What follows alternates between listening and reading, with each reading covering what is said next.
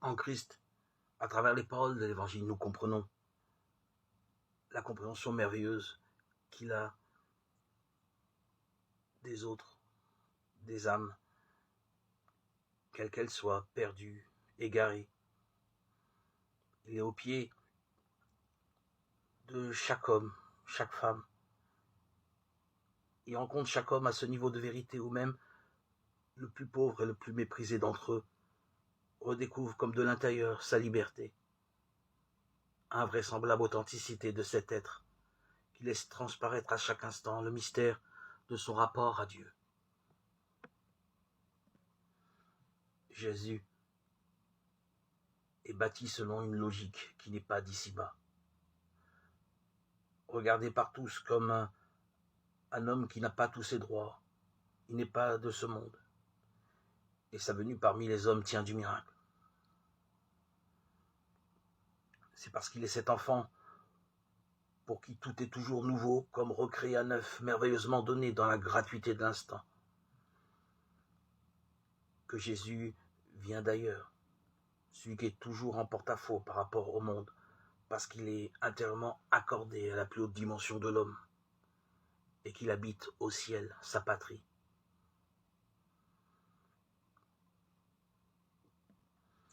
Jésus est constamment mêlé aux pécheurs, mais gardant au milieu d'eux une totale pureté, et livré aux hommes qui pressentent plus ou moins consciemment le mystère qu'il habite. Parce que Jésus vit dans une actualité d'éternité, il rencontre les êtres par le plus profond d'eux-mêmes. Il les regarde comme s'il les avait déjà vus. C'est comme si il nous avait déjà rencontrés, il avait déjà vu nos yeux quelque part. Jésus accueille ses frères comme un don gratuit. Il les reçoit dans la lumière même dont ils baignent en Dieu.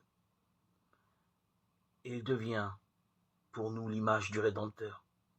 Jésus vibre si profondément avec les êtres qu'il éprouve de l'intérieur la misère de ceux qui l'approchent. Jésus les aime d'un amour qui est infinie compassion. Jésus attire irrésistiblement à lui les hommes surpris d'être accueillis avec une compréhension qui les console au plus profond d'eux-mêmes, soudain ouverts à une confiance qui les redonne à eux-mêmes, découverts dans ce qu'ils ont de meilleur, soulevés par lui au-delà d'eux-mêmes. Il est le serviteur aux pieds de ses frères, dont la présence si délicate suscite au cœur des hommes les plus mystérieuses résonances. Et pourtant à chaque instant, parce qu'il révèle les autres à eux-mêmes, qu'il fait apparaître le péché toujours caché et qui est bien obligé de se dévoiler, surtout parce qu'il vit à un autre niveau que les autres, parce qu'il est d'ailleurs. Il déconcerte, il provoque le scandale. Il est d'un autre monde, un monde qui conduit en effet à d'invraisemblables ruptures de dialogue, d'une logique spirituelle si étonnante, si étonnamment juste. Ces ruptures se concluent un beau jour, invariablement et inexorablement. Il est un étranger parmi les hommes. Et après sa merveilleuse apparition dans ce monde, c'est cette totale disparition dans la nuit, dans un échec apparemment complet. Et pourtant, le cri merveilleux. Pour la première fois, j'ai vu un homme. En lui transparaît comme en filigrane le mystère de l'agneau qui porte le péché au monde. Dans l'admirable scène du soufflet, n'est-il pas appelé brebis?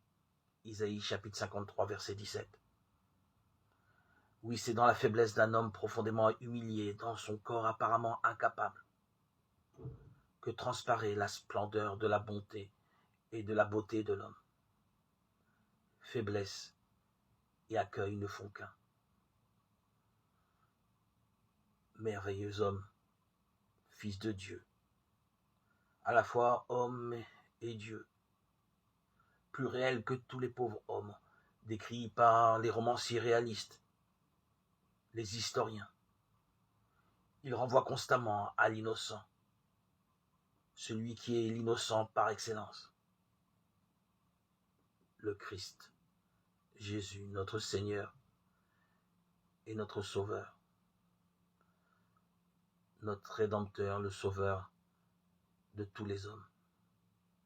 Ceux qui lui accordent la foi, ceux qui accordent la foi en son nom sera sauvé. Tous les écrivains, tous les grands peintres, les artistes ont entrepris de représenter le beau absolu et ont toujours échoué parce que c'est une tâche impossible. Le beau est l'idéal. Or, l'idéal, le nôtre, ou celui de l'Europe civilisée, est encore loin de s'être cristallisé. Il n'existe au monde qu'un être absolument beau, le Christ. De sorte que l'apparition de cet être immensément, infiniment beau est certainement un infini miracle. Et tout l'évangile de Jean va dans ce sens. Il trouve le miracle dans la seule incarnation, la seule apparition du beau. Par la singularité de son destin, de sa mission, Jésus dévoile l'innocent bafoué et incompris. Mais quand tout homme, dans ce qu'il a de plus humble et de plus commun, se manifeste ce même mystère. Au cours de son existence, Jésus dévoile à chacun la mission qu'il a à accomplir et sa beauté propre. Au cœur de la foule bigarrée des pauvres gens incapables de se défendre, de l'horrible injustice des puissants incapables plus encore de comprendre le jeu affreux où leur vie est engagée, au cœur de cette troupe fourbue, harassée, blanche de la poussière, Jésus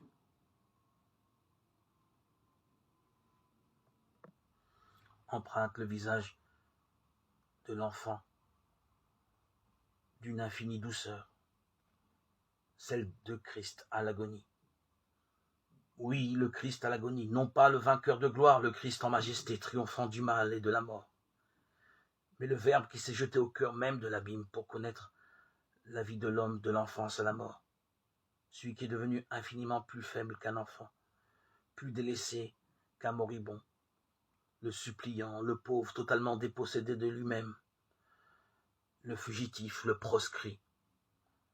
Le Christ n'est pas venu en vainqueur, mais en suppliant. Il s'est réfugié en chaque homme et en chacun. Il répond de lui devant son Père. Il est là pour plaider en notre faveur. Derrière le visage du plus petit d'entre les hommes, de l'enfance à l'agonie, se profile le visage du Christ agonisant. Du jardin du calvaire, notre Seigneur a connu et expérimenté par avance toutes les agonies, mais les plus humbles et les plus désolées, la nôtre par conséquent. Cette passion n'est pas un jeu de prince.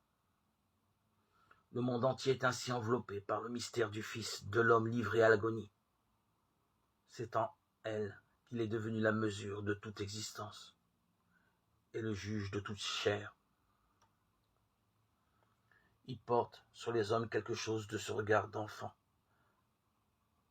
ce regard de la tendre compassion, de la surprise douloureuse, dont ne sait quel sentiment encore inconcevable et inexprimable peut jaillir. Jésus enveloppe ses frères d'une incomparable tendresse, cette tendresse que seule donne la lumière de l'enfance. Jésus est l'innocent dont l'agonie évoque à chaque instant la venue du Christ imminente. Il n'est que de penser au pain et du vin dont il se nourrit, au sang qu'il crache sur les carreaux, aux pauvres qui l'entourent de leur misère. Mystère de l'agonie en si parfaite correspondance. Jésus est l'alpha et l'oméga de toute vie, qui vient restaurer par sa mission nos âmes, nous racheter en prenant nos péchés. À toi, Seigneur, tout honneur et toute gloire pour les siècles des siècles. Gloire à Dieu au plus haut des siècles, et paix sur la terre aux hommes qu'il aime.